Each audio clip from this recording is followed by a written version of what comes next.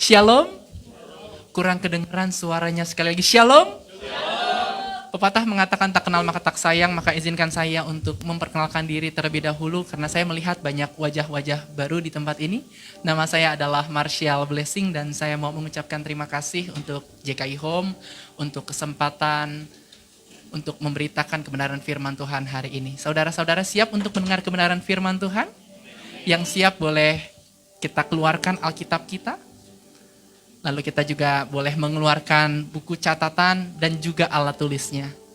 Supaya ketika firman Tuhan disampaikan kita dapat mengingat dan juga membagikannya kepada orang-orang yang ada di sekitar kita. Saya juga menyapa untuk saudara-saudara yang mengikuti ibadah hari ini melalui online, baik secara onsite ataupun online, percayalah ketika kita mendengar kebenaran firman Tuhan, maka hidup kita pasti akan diubahkan. Saudara-saudara siap? Tema di bulan Oktober yang diberikan yaitu janji Tuhan tentang kesempatan. Percayalah bahwa Tuhan kita adalah pribadi yang setia. Ketika Tuhan berjanji, maka Tuhan pasti akan menggenapinya.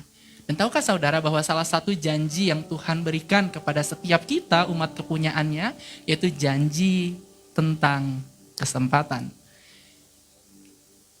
Sehingga saya membuat judul firman Tuhan hari ini adalah Tuhan yang memberikan kesempatan. Saudara-saudara siap untuk belajar firman Tuhan hari ini? Amin ya. Yuk langsung aja kita buka firman Tuhan dari Injil Yohanes, pasalnya yang ke-8, ayat yang ke-10 dan yang ke-11. Injil Yohanes, pasalnya yang ke-8, ayatnya yang ke-10 dan yang ke-11. Saya juga sudah siapkan ayatnya di depan untuk memudahkan saudara-saudara untuk mengikuti kebenaran firman Tuhan hari ini. Demikianlah firman Tuhan.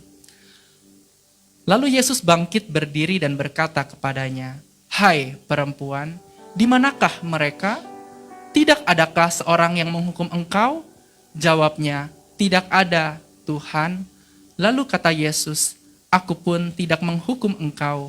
Pergilah dan jangan berbuat dosa lagi mulai dari sekarang." Amin. Saudara-saudara, kita bersyukur ya karena hari ini kita masih diberikan kesempatan, diberikan kesehatan oleh Tuhan untuk dapat datang beribadah dan mendengarkan kebenaran firman Tuhan. Tahukah saudara bahwa ayat-ayat yang baru saja kita baca ini sebenarnya dilatar belakangi oleh perbuatan yang dilakukan oleh ahli-ahli Farisi dan ahli-ahli Taurat maksud saya, dan juga orang-orang Farisi. Di mana pada waktu itu mereka membawa seorang perempuan yang kedapatan berbuat zina. Kemana mereka membawa wanita tersebut? Mereka membawanya ke bait Allah pada saat Yesus Kristus sedang mengajar. Tidak hanya sekedar membawa, tetapi mereka mencobai Yesus dengan suatu pertanyaan. Mereka berkata seperti ini, "Berdasarkan hukum Taurat yang ditulis oleh Musa, maka seorang perempuan yang kedapatan berbuat zina harus dilempar dengan batu." Mungkin kita sering dengar ya istilah kata dirajam. Nah, seperti itu, dilempar dengan batu. Bagaimana menurutmu? Mereka memberikan pertanyaan itu untuk mencobai Yesus. Singkat cerita saudara, Yesus pun berkata kepada mereka, "Barang siapa tidak berdosa, hendaklah ia yang pertama kali melemparkan batu kepada perempuan tersebut." Setelah ahli-ahli Taurat dan orang-orang Farisi mendengar hal tersebut, Alkitab mencatat, pergilah mereka satu persatu dari yang tertua. Sehingga dalam ayat-ayat ini kita dapat melihat kelanjutan ceritanya saudara. Bahwa ketika ahli-ahli Taurat dan orang-orang Farisi meninggalkan perempuan itu, tinggallah Yesus bersama dengan perempuan tersebut. Lalu Yesus bertanya kepada perempuan tersebut, "Di manakah orang-orang yang tadi hendak untuk menghukummu? Tidak adakah yang menghukum engkau?" Terus wanita itu berkata bahwa tidak ada yang menghukum dirinya. Yesus pun mengatakan bahwa ia tidak akan menghukum perempuan tersebut. Melainkan ia memberikan kesempatan kepada perempuan tersebut untuk tidak kembali hidup di dalam dosa. Perhatikan kata "pergilah dan jangan berbuat dosa lagi dari sekarang." Yang hendak ditekankan dalam ayat-ayat ini adalah Yesus mengatakan kepada seorang perempuan yang kedapatan berbuat zina, bahwa Yesus tidak akan menghukum perempuan tersebut, melainkan Yesus memberikan kesempatan kepada perempuan yang berzina untuk tidak lagi hidup di dalam dosa. Sebagaimana Yesus yang adalah Tuhan memberikan kesempatan kepada seorang perempuan yang kedapatan berbuat zina, demikian pula dengan kita. Tuhan juga memberikan kesempatan kepada kita. Tahukah saudara bahwa kerinduan hati Tuhan yaitu setiap orang tidak hidup terus-menerus di dalam dosa. Boleh di back dulu, terlebih dulu, thank you. Kerinduan hati Tuhan adalah setiap orang itu tidak hidup terus-menerus di dalam dosa, sehingga Yesus memberikan kesempatan kepada setiap orang-orang itu untuk bertobat atau tidak lagi hidup di dalam jalan-jalan yang jahat. Ketika kita berbuat dosa dan mau mengakui hal tersebut di hadapan Tuhan, percayalah Tuhan adalah pribadi yang baik adanya, di mana Tuhan pasti akan mengampuni dan memberikan kita kesempatan untuk tidak terus-menerus hidup di dalam dosa. Siapa yang di sini percaya Tuhan kita adalah pribadi yang baik? Boleh angkat tangannya? Benar? Siapa yang di sini percaya bahwa ketika kita mengakui dosa kita, maka Tuhan itu enggak menolak kita loh, tapi Tuhan adalah pribadi yang mengampuni dan juga memberikan kita kesempatan untuk hidup sungguh-sungguh di hadapannya. Yang percaya, katakan amin. Saudara-saudara, Tuhan memberikan kesempatan kepada kita. Yang menjadi pertanyaan adalah apa sajakah kesempatan yang Tuhan berikan kepada kita? Kalau kita membaca Alkitab lebih lanjut, saudara, maka kita dapat menemukan paling tidak 3 kesempatan yang Tuhan berikan kepada kita. Ini paling tidak ya, karena kan banyak banget kesempatan yang Tuhan beri, tapi saya usahakan untuk menyampaikan yang terbaik. Saya catat ada 3. Yang pertama, Tuhan memberikan kita kesempatan untuk dapat hidup. Dapat kita lihat nanti ayatnya di dalam kitab 2 Raja-Raja pasal yang ke-20 ayat yang ke-4 sampai yang ke-6. Tenang, nanti saya akan bahas pelan-pelan ya. Yang kedua, Tuhan memberikan kita kesempatan untuk dapat melayaninya. Dapat kita lihat nanti di dalam Injil Markus pasal yang ke-14 ayat yang ke-6. Dan yang terakhir, yang ketiga, Tuhan memberikan kita kesempatan untuk dapat mengenalnya. Dapat kita lihat nanti di dalam Injil Lukas pasal yang ke-7 ayat yang ke-20 sampai yang ke-22. Saudara-saudara, tujuan saya datang ke tempat ini menyampaikan firman Tuhan adalah supaya pada akhirnya setiap kita dapat memahami bahwa Tuhan adalah pribadi yang memberikan kesempatan. Saudara-saudara siap untuk belajar? Amin. Langsung aja ya, kita mulai ya, saya akan bahas satu persatu.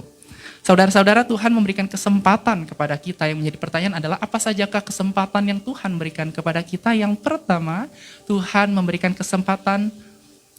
kita kesempatan untuk dapat hidup. Yuk kita buka dulu firman Tuhannya dari kitab 2 Raja-Raja, pasal yang ke-20 ayat yang ke-4 sampai yang ke-6. Kitab 2 Raja-Raja, pasal yang ke-20, ayat yang ke-4 sampai yang ke-6.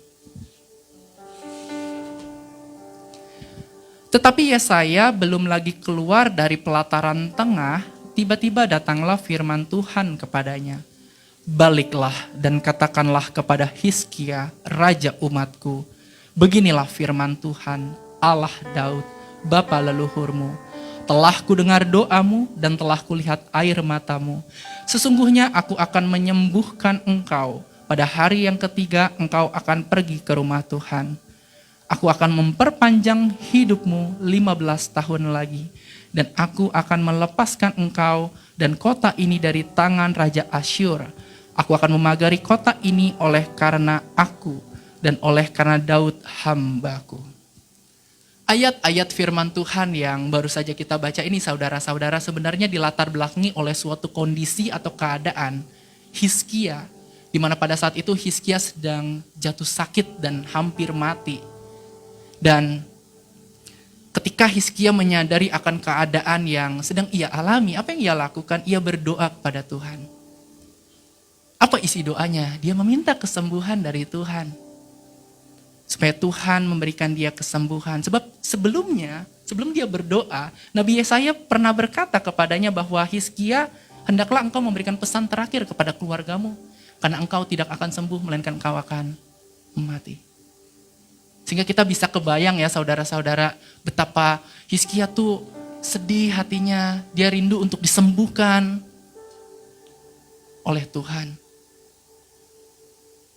Dan kita dapat melihat bahwa ketika Yesaya telah menyampaikan gitu ya pesan kepada Hizkia, Yesaya itu hendak meninggalkan Hizkia. Dan ketika ia hendak meninggalkan Hizkia, firman Tuhan datang kepada Yesaya, seorang nabi Tuhan, di mana firman Tuhan berkata bahwa Tuhan telah mendengar doa Hizkia. Jadi ketika Hizkia doa, Tuhan dengar. Dan Tuhan juga melihat loh air mata yang Hizkia keluarkan. Luar biasa ya. Tuhan mendengar doa, Tuhan melihat air mata yang diteteskan ketika seseorang berdoa. Bahkan Tuhan berkata bahwa ia akan menyembuhkan, bahkan memperpanjang hidup Hizkia 15 tahun lagi. Dengan kata lain, Hizkia yang seharusnya mati atau meninggal, dapat tetap hidup. Betul? Kenapa? Karena Tuhan menyembuhkan dan Tuhan memperpanjang hidupnya 15 tahun lagi. Sebagaimana Tuhan memberikan kesempatan untuk Hizkia dapat hidup, demikian pula dengan kita.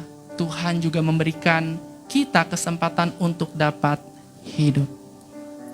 Tahukah saudara bahwa Tuhan adalah pribadi yang baik? Ketika kita berdoa kepada Tuhan, Tuhan itu gak tutup telinganya. Tuhan mendengar dan menjawab sesuai dengan kehendak Tuhan. Dia Tuhan, dia tahu yang terbaik buat setiap anak-anaknya. Kalau doa yang kita naikkan sesuai dengan kerinduan hatinya, pasti terjadi. Betul? Tuhan itu juga adalah dokter loh, saudara, dan penyembuh bagi umat kepunyaannya. Jadi ketika kita mengalami sakit, saudara pernah mengalami sakit? Yang pernah boleh angkat tangannya? Yang pernah sakit aja. Terus pasti ngeliat kiri kanan, wih dia hebat gak angkat tangan, lo gak pernah sakit. Saya pernah sakit, dan ketika saya sakit yang saya lakukan sama lah kayak Hizkia, saya berdoa. Betul? Berdoa dan berusaha. Kalau gak mempan gitu ya, ya udah. Pergi ke rumah sakit, pergi ke tempat yang memiliki fasilitas kesehatan lebih baik. Karena Tuhan juga dapat memakai tim medis loh untuk menjadi perpanjangan tangan Tuhan untuk memulihkan keadaan kita. Betul? Bukan, ya saya beriman. Disertai dengan perbuatan. Kan bukan berarti saya nggak percaya Tuhan ketika saya ke dokter. Betul? Mungkin kita pernah mengalami sakit, mungkin ada yang pernah sakit perut, yang simpel-simpel aja. Mungkin kalau yang agak ekstrim, pernah kena COVID, betul? Mungkin ada saudara pernah sakit apa lagi? Macam-macam ya, sakit itu kan banyak banget ya. Ada yang sakit mungkin gula, sakit jantung.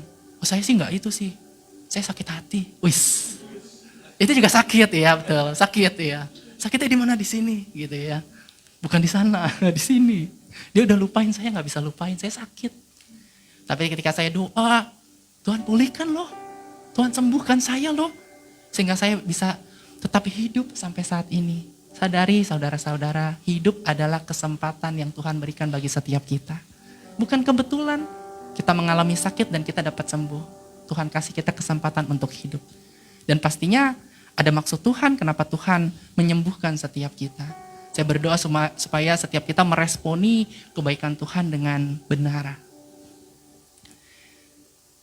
Di dalam Injil Matius pasal yang ke-9, ayat yang ke-35, Injil Matius pasal yang ke-9, ayat yang ke-35 dan 36.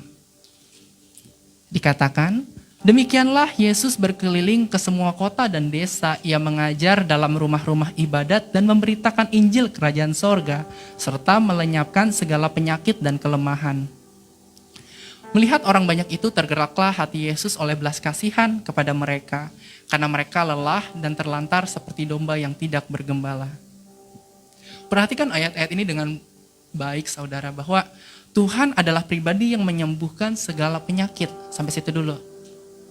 Jadi kalau saudara sebut sakit tertentu, bisa nggak disembuhkan oleh Tuhan? Bisa. Karena Tuhan adalah pribadi yang hidup dan sanggup untuk melakukan segala sesuatu. Bahkan firman Tuhan berkata, sebab bagi Allah tidak ada yang mustahil. Baca Alkitab baik-baik. Bagi manusia mungkin hal itu nggak bisa terjadi. Contoh, pada zaman Alkitab tuh Ada perempuan misalnya mandul, betul ya, nggak bisa punya anak. Tapi bagi Tuhan tidak ada yang mustahil. Kalau Tuhan berkehendak pasti jadi. Kalau Tuhan mau pasti terjadi, betul? Apalagi penyakit, segala penyakit dapat disembuhkan oleh Tuhan. Tidak ada penyakit, tidak hanya penyakit, tetapi dikatakan bahwa kelemahan yang dialami oleh manusia pun Tuhan dapat memulihkannya. Ketika kita lagi lelah, lagi capek, Tuhan dapat loh memulihkan keadaan kita. Bahkan firman Tuhan kan berkata, marilah kepadaku semua yang letih lesu dan beban berat, sebab aku mau memberikan kelegaan kepadamu. Di dalam Tuhan ada pemulihan, di dalam Tuhan ada kesembuhan. Dan kalau kita perhatikan ayat yang ke-36 ini dikatakan bahwa tergeraklah hati Yesus dengan belas kasihan. Yesus itu kasih, saudara. Jadi ketika kita datang kepadanya, jangan merasa terhakimi gitu, aduh, ngerepotin Tuhan nih. Manusia mungkin bisa merasa repot ya, Tuhan gak pernah ngerepot kok untuk menolong dan mendengar setiap seruan kita. Jadi kalau kita sedang mengalami pergumulan, datang kepada Tuhan. Karena Tuhan mengasihi setiap kita. Ada respon yang sangat baik saudara ketika seseorang telah disembuhkan atau diberikan kesempatan untuk hidup. Apa respon yang baik? Melayani Tuhan. Coba kita lihat ya ayatnya di dalam Injil Matius pasal yang ke-8, ayat yang ke-14 sampai yang ke-17.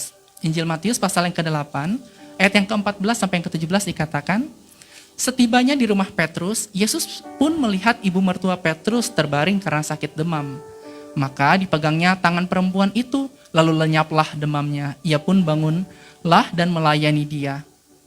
Menjelang malam dibawalah kepada Yesus banyak orang yang kerasukan setan, dan dengan sepatah kata Yesus mengusir roh-roh itu dan menyembuhkan orang-orang yang menderita sakit. Hal itu terjadi supaya genaplah firman yang disampaikan oleh Nabi Yesaya, dialah yang memikul kelemahan kita dan menanggung penyakit kita. Keren kan?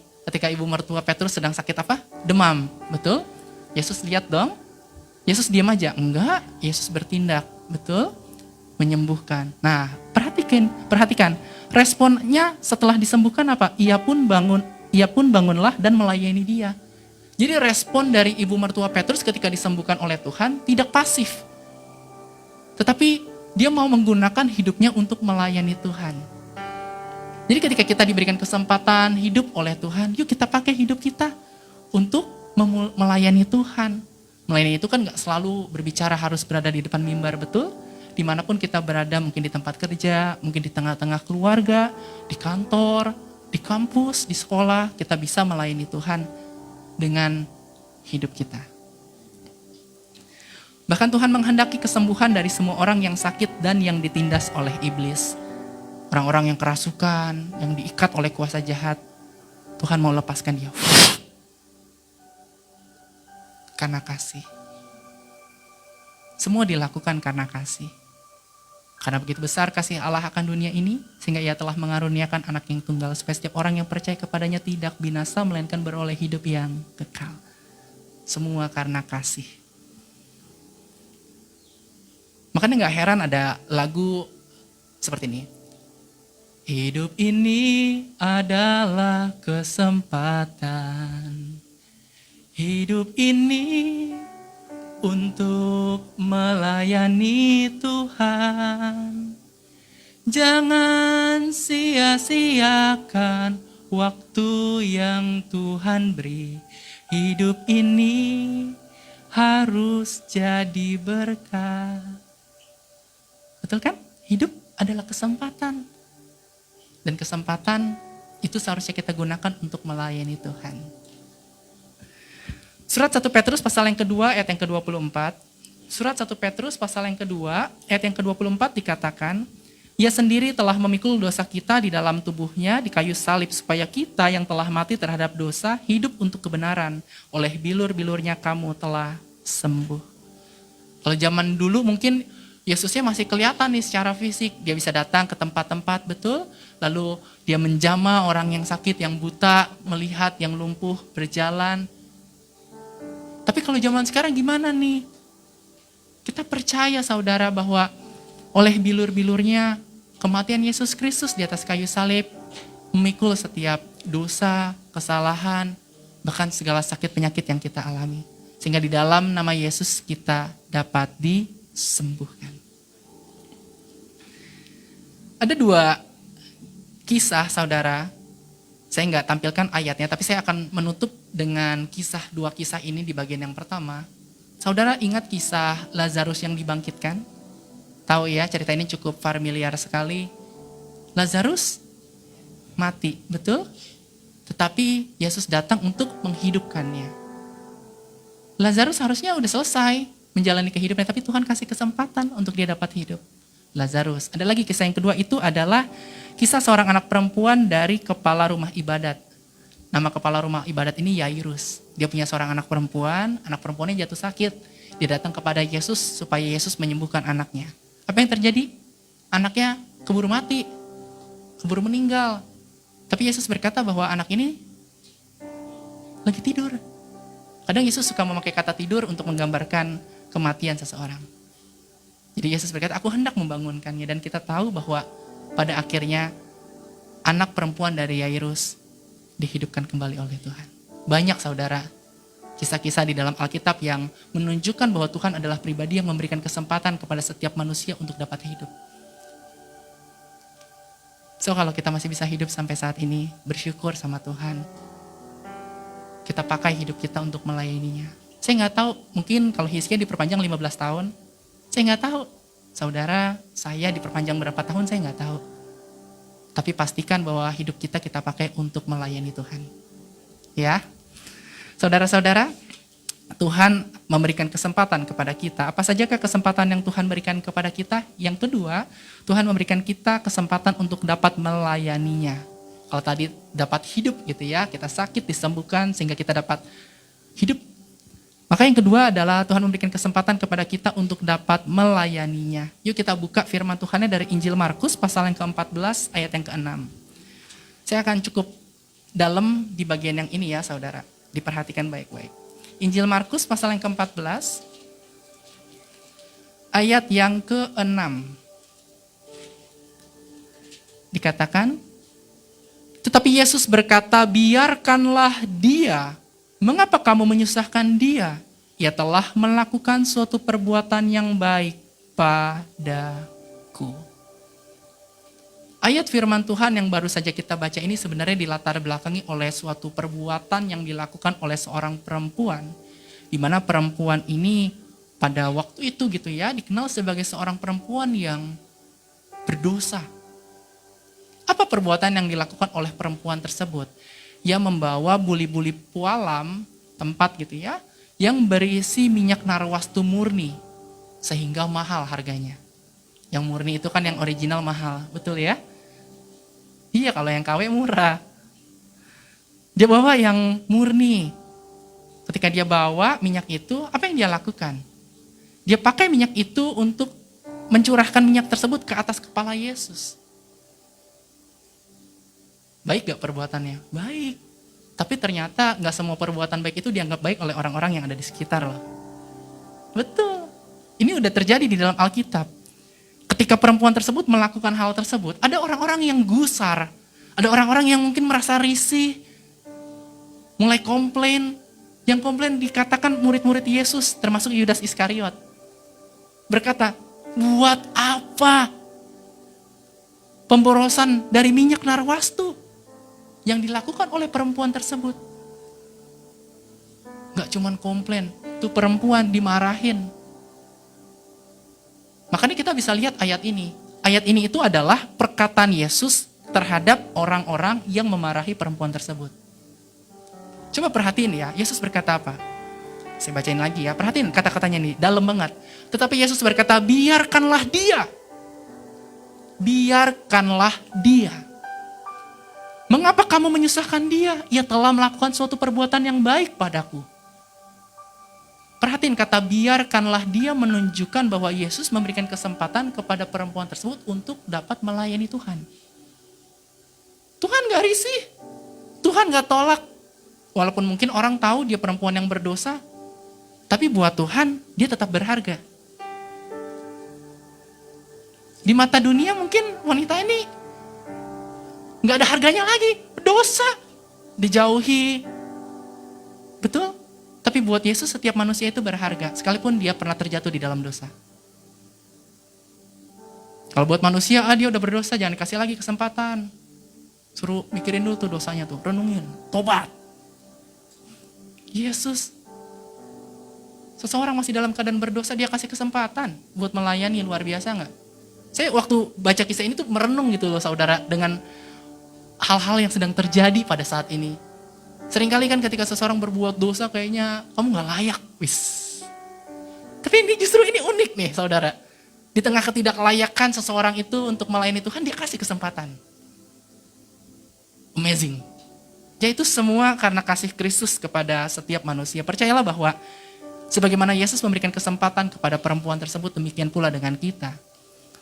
Tuhan juga memberikan kita kesempatan untuk dapat melayaninya. Yesus tidak menolak, Yesus justru mau menerima dan memberikan kesempatan kepada perempuan tersebut untuk dapat melayaninya. Kasih Yesus sungguh besar. Manusia mungkin melihat apa yang di depan mata, tetapi Tuhan melihat jauh sampai kedalaman hati manusia. Tahukah saudara bahwa Tuhan memberikan karunia kepada umatnya? Nanti saya akan bahas pelan-pelan ya. Kita baca dulu dari surat Roma pasal yang ke-12, ayat yang ke-6 sampai yang ke-8. Surat Roma, pasal yang ke-12, ayat yang ke-6 sampai yang ke-8 dikatakan, demikianlah kita mempunyai karunia yang berlain-lainan menurut kasih karunia yang dianugerahkan kepada kita. Jika karunia itu adalah untuk bernubuat, baiklah kita melakukannya sesuai dengan iman kita.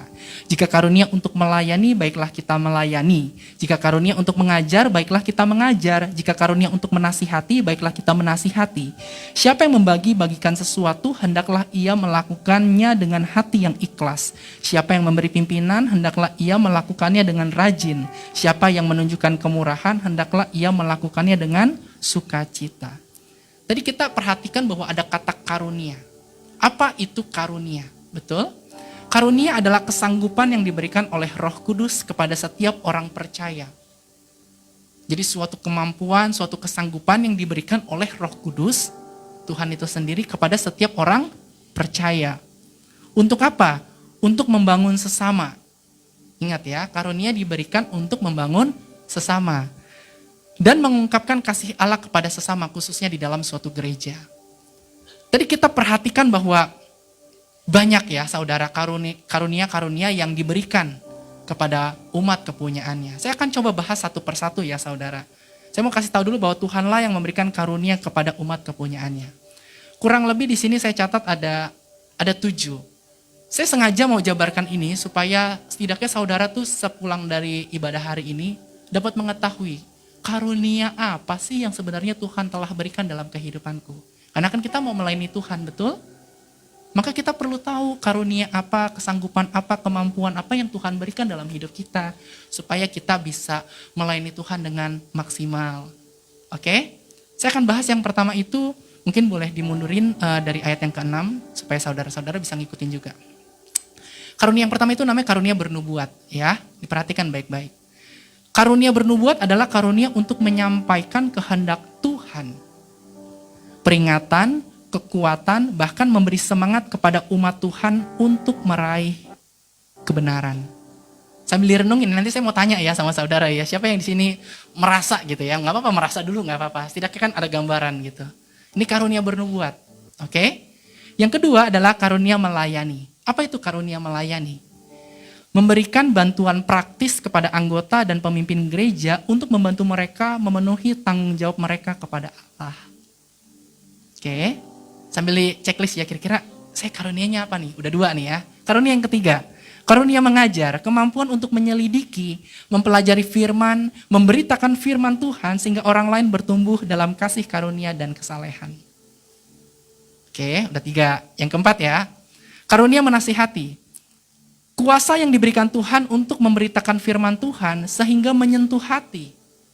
Membangkitkan iman pendengarnya dan menghasilkan penyerahan pendengar yang mendalam kepada Kristus. Sampaikan firman Tuhan, orang terkutuk hatinya langsung bertobat. Wah tuh, karunia menasihati. Bukan karunia ngomel ya saudara. Menasihati ya, ingat. Yang kelima, karunia membagi-bagikan, yaitu kemampuan untuk memberikan dengan leluasa harta pribadi kepada kebutuhan pekerjaan Allah. Mungkin banyak lah ya pengusaha mungkin dikasih karunia ini sih, saya percaya. Ya pokoknya kalau lihat pekerjaan Tuhan, butuh sesuatu, dia support. Seperti itu. Berikutnya lagi ya, yang keenam, karunia memberi pimpinan, yaitu kemampuan yang diberi Tuhan untuk menuntun dan menilik berbagai kegiatan gereja untuk kesejahteraan rohani seluruh jemaat. Wah, ini kayaknya boleh nih untuk dilakukan. Oh, ini ntar dulu. Nah, tujuannya adalah kesejahteraan rohani seluruh jemaat. Iman dari jemaat itu dibangun. Karunia yang terakhir ya saudara. Karunia menunjukkan kemurahan, yaitu kemampuan yang diberi Tuhan untuk menolong dan menghibur umat Tuhan yang sedang dalam keperluan dan kesusahan. Oke, kalau dia datang, shalom, belum ngomong apa-apa, baru shalom, langsung orang yang lemah kuat. Gitu. Apa kabar? Langsung rebah. Ini kurang lebih ya saudara, saya sudah sampaikan ada 7 karunia yang Tuhan berikan kepada umatnya. Kira-kira saudara sudah mulai ini belum? Dapat gambar kira-kira saya karunianya apa? Ibu, saya boleh tanya namanya ibu siapa? Bu Jun. Oke, Bu Jun boleh. Tadi kan saya sudah sempat dengar ya mengenai beberapa karunia yang disampaikan dan juga penjelasannya. Kira-kira Bu Jun itu karunianya apa sih? Yang Bu Jun, iya. Melayani. Karunia menasihati. Itu ya Bu Jun ya. Tuh, kurang lebih seperti itu. Kurang lebihnya aja udah 2 tuh, saudara. Oke, karunia melayani, karunia menasihati. Hati-hati sama Bu Jun ya. Sampaikan firman Tuhan sedikit, langsung orang tersentuh. Ya Bu Jun, ampun Bu Jun. Mungkin biasa anak itu yang ngerasa ya. Atau keluarga terdekat. Saya mau tanya siapa lagi ya. Pastor Irwan. Tadi udah disampaikan gitu ya.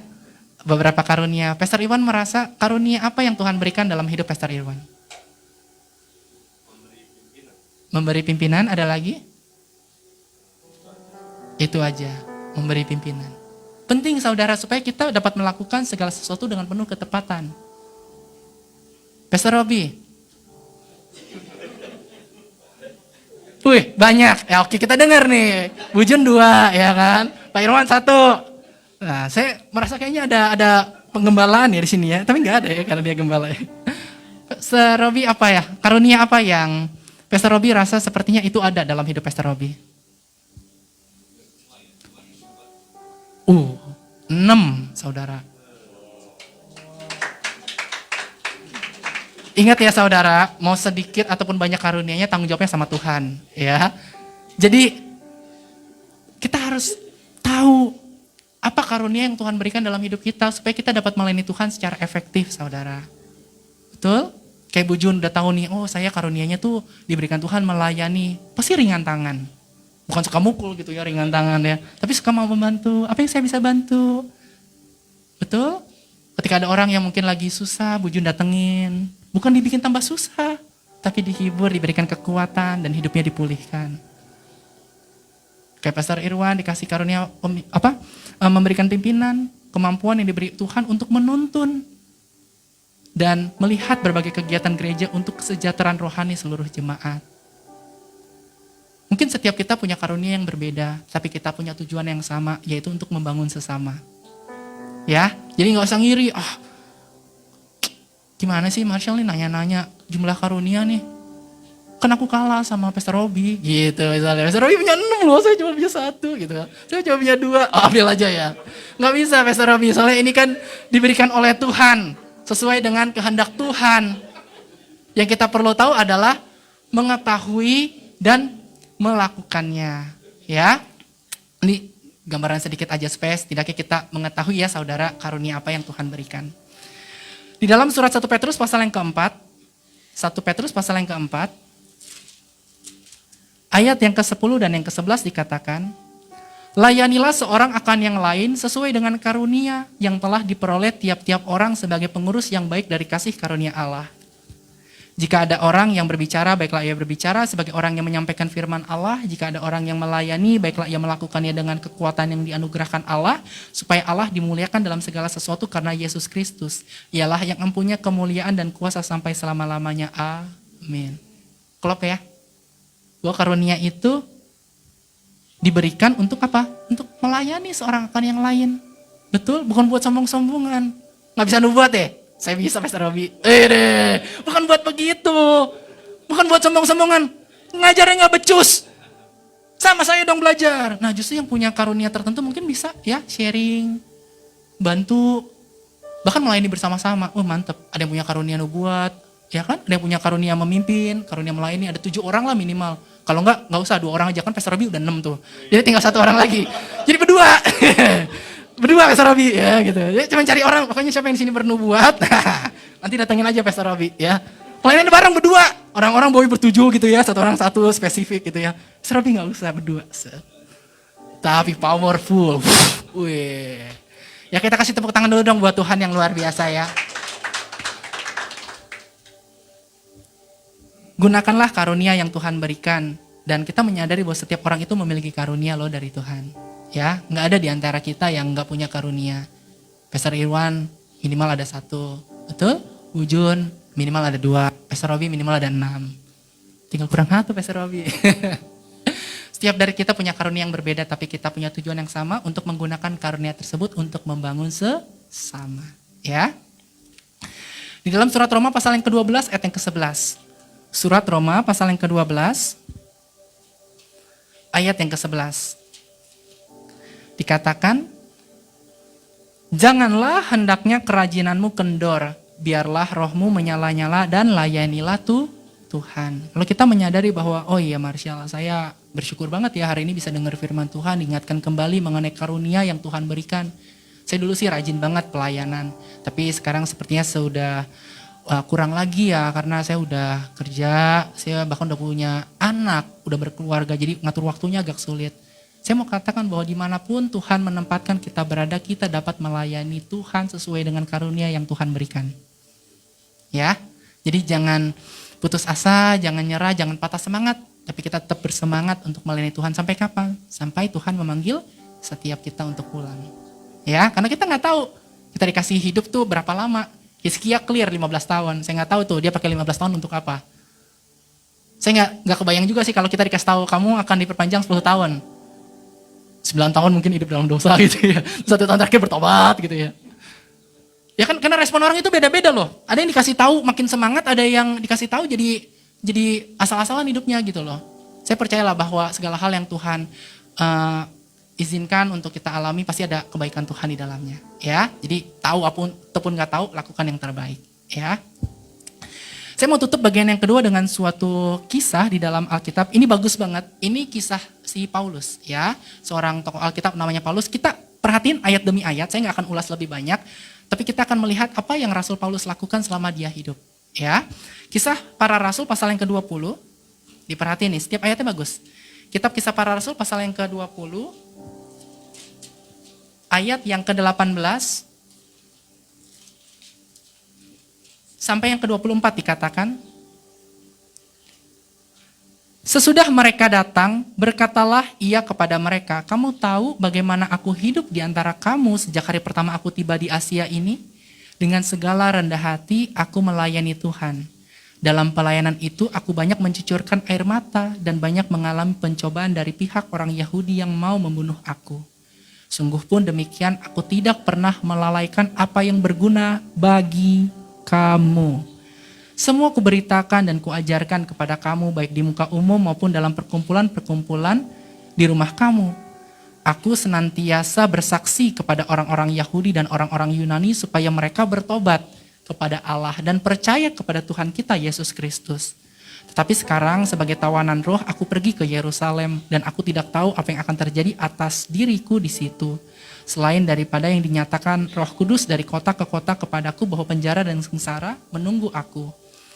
Tetapi aku tidak menghiraukan nyawaku sedikit pun asal saja aku dapat mencapai garis akhir dan menyelesaikan pelayanan yang ditugaskan oleh Tuhan Yesus kepadaku untuk memberi kesaksian tentang Injil kasih karunia Allah. Luar biasa ya Paulus ya, dia berkata hal-hal demikian kepada para penatua Efesus di Miletus pada saat itu. Dia ngomong seperti itu bahwa dia pakai hidupnya untuk melayani Tuhan. Dia melayani Tuhan dengan kerendahan hati. Dia juga katakan bahwa ketika dia melayani Tuhan gak mudah, betul ya. Ada orang-orang yang mencoba untuk membunuh dirinya. Tapi apakah dia berhenti? Enggak. dia tetap melayani Tuhan dengan karunia yang Tuhan beri. Perhatikan baik-baik, karunia yang diberikan oleh Tuhan kepada dirinya dipakai untuk membangun sesama. Dia pengen orang tuh bertobat, percaya Yesus Kristus adalah Tuhan dan Juru Selamat satu-satunya. Bahkan dia melihat pelayanan, bahkan kehidupannya bagaikan suatu perlombaan yang perlu dilakukan dengan penuh kesetiaan kepada Tuhan. Jadi, siapa yang di sini mau menggunakan kesempatan yang Tuhan beri untuk dapat melayani Tuhan? Angkat tangannya. Amin. Yang pertama kita udah belajar ya, Tuhan kasih kita kesempatan untuk hidup. Yang kedua, Tuhan memberikan kita kesempatan untuk dapat melayaninya. Yang ketiga ya saudara, Tuhan memberikan kita kesempatan untuk dapat mengenalnya. Oke, kita buka dulu firman Tuhan dari Injil, boleh di next? Injil Lukas ya, Injil Lukas pasal yang ke-7, ayat yang ke-20 sampai yang ke-22. Injil Lukas, pasal yang ke-7,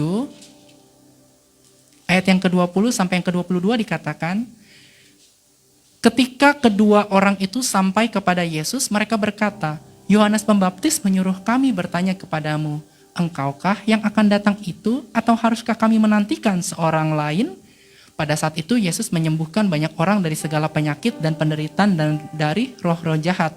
Dan ia mengaruniakan penglihatan kepada banyak orang buta. Dan Yesus menjawab mereka, pergilah dan katakanlah kepada Yohanes apa yang kamu lihat dan kamu dengar. Orang buta melihat, orang lumpuh berjalan, orang kusta menjadi tahir, orang tuli mendengar, orang mati dibangkitkan, dan kepada orang miskin diberitakan kabar baik. Ayat-ayat yang baru saja kita baca ini sebenarnya dilatar belakangi oleh suatu kabar. Jadi pada waktu itu tidak hanya Yesus yang punya murid-murid. Tapi Yohanes, yang mungkin kita kenal dengan nama Yohanes Pembaptis juga punya murid-murid. Nah pada waktu itu, murid-muridnya Yohanes kasih tahu ke Yohanes mengenai perbuatan yang Yesus lakukan. Oke?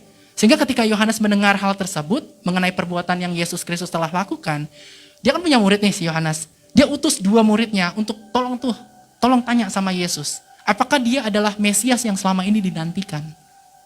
Kurang lebih seperti itu saudara. Nah dan dalam ayat ini kita dapat melihat bahwa ketika murid-murid Yohanes bertemu dengan Yesus, mereka menyampaikan pesan yang dititipkan oleh Yohanes. Betul? Untuk bertanya, apakah engkau adalah Mesias? Lalu Yesus menjawab pertanyaan tersebut dengan berkata, pergilah dan katakanlah kepada Yohanes mengenai apa yang murid-murid Yohanes telah lihat dan dengar. Kata pergilah dan katakanlah kepada Yohanes menunjukkan bahwa Yesus adalah pribadi yang memberikan kesempatan kepada Yohanes untuk dapat mengenal pribadi Yesus itu sendiri. Betul? Dia kasih kesempatan buat Yohanes tuh kenal Yesus itu.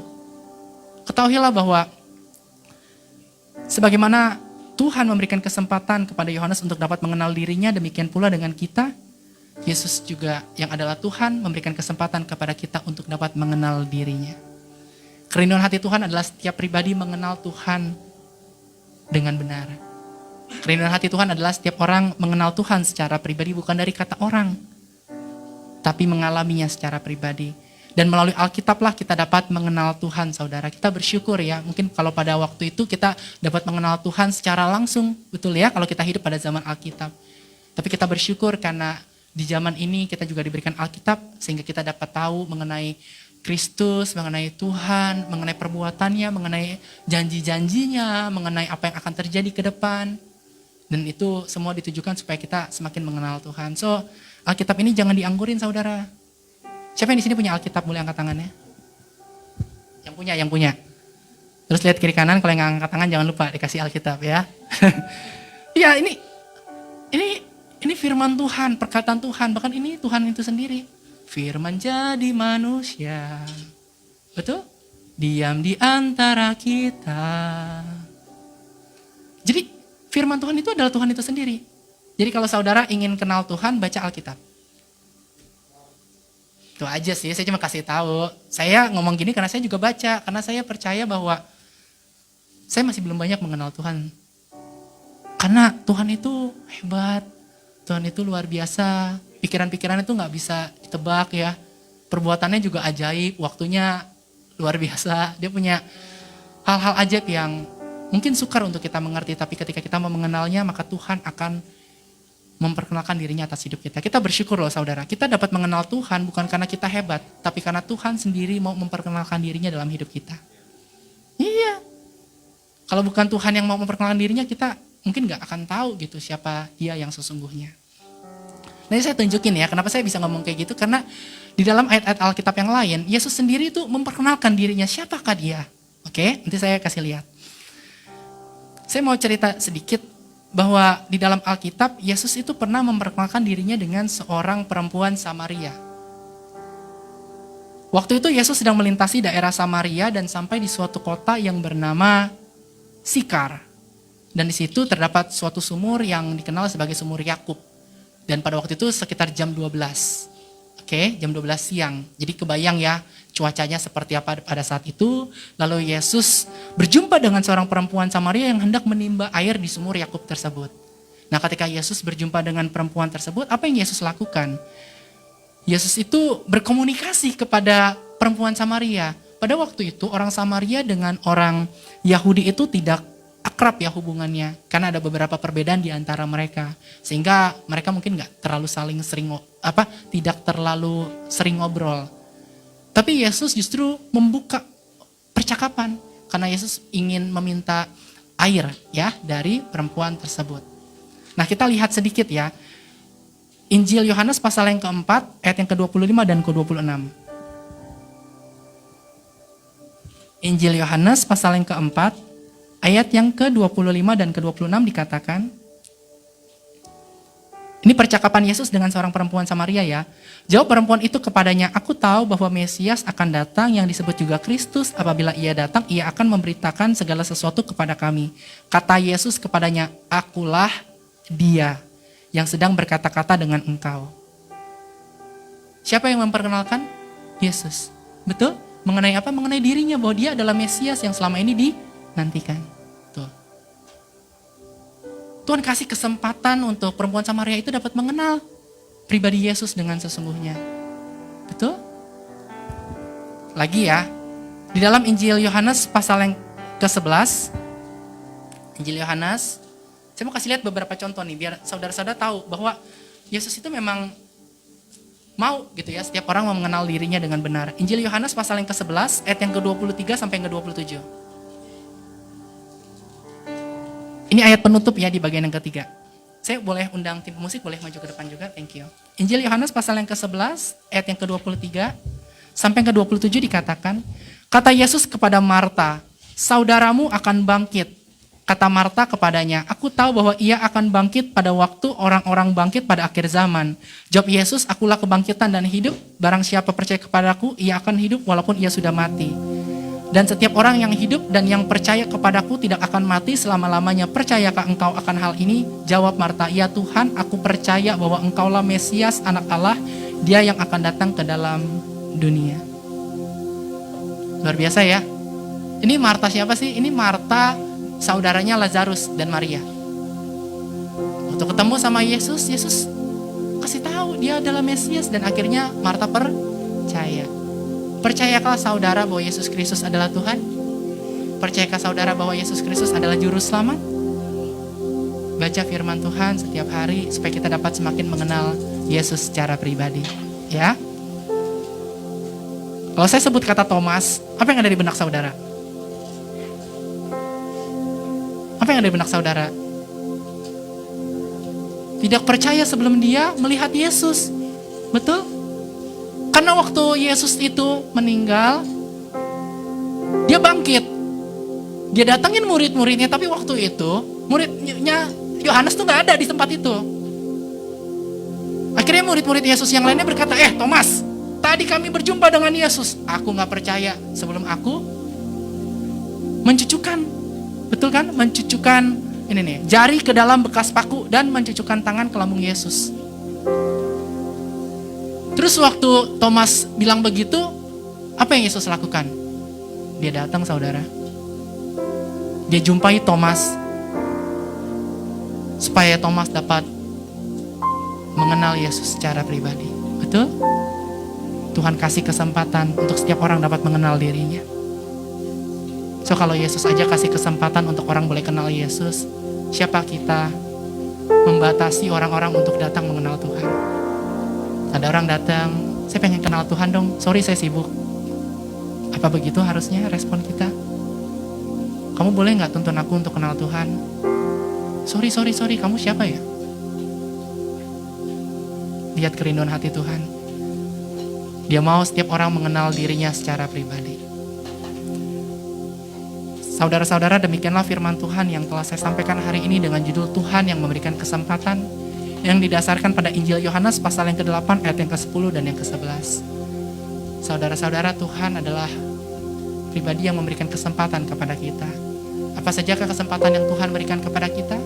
Setelah kita membaca beberapa bagian Alkitab, kita telah menemukan paling tidak 3 kesempatan yang Tuhan berikan kepada kita. Yang pertama, Tuhan memberikan kita kesempatan untuk dapat hidup. Yang kedua, Tuhan memberikan kita kesempatan untuk dapat melayaninya. Dan yang ketiga, Tuhan memberikan kita kesempatan untuk dapat mengenalnya. Kiranya kebenaran firman Tuhan ini menjadi berkat dan kekuatan bagi setiap kita.